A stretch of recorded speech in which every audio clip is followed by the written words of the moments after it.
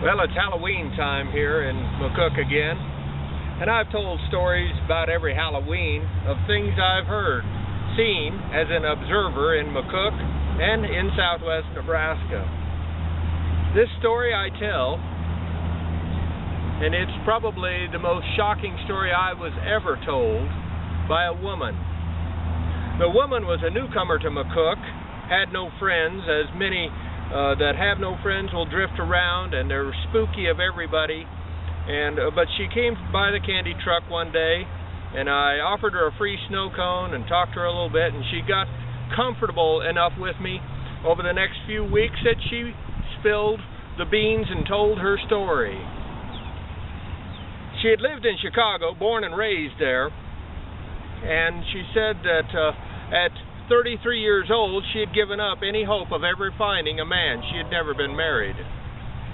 So what she did, one day she ran into a guy, though, that was very nice to her, and within 2 weeks, they were married. It was a whirlwind romance and then wedding. Well, they lived together for 2 months, and everything went well. He had a job, and she'd always had a job. But then he got fired, and he was depressed with Chicago and said, I'm going back down to Arkansas. And so that's where they went. And she had to follow him. She had no family left other than an aunt. Everyone else in her family had passed on. And she hated to leave her as she was aging. But she did, and went to Arkansas with him. He thought he was going to get a job down there, but that job fell through.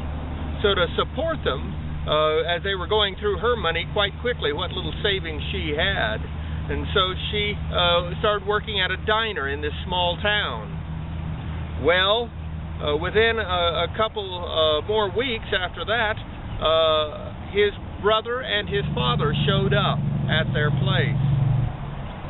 And so what happened then was that while they were there, they just moved in with them, and they didn't have jobs either. So 3 men didn't have jobs, and she was supporting them all. And that included keeping house, cooking for them, plus working. And they did nothing but drink and go down to the bar afterwards, or go down to the bar to drink too, plus drinking there. Within a week after that, though, the brother sat down beside her as she got tired, got the dishes done, and sat down on the couch. The brother of her husband sat down beside her and threw his arm around her. Started trying to mess around with her, and she tried to slap him and jumped up, and her husband was sitting right there in the easy chair, and she said, "Did you see what he's trying to do to me?" And he said, "He's my brother. He doesn't have a woman. Let him have it. And I'm not about to. And so the husband and the brother held her down, and the brother of the husband had her.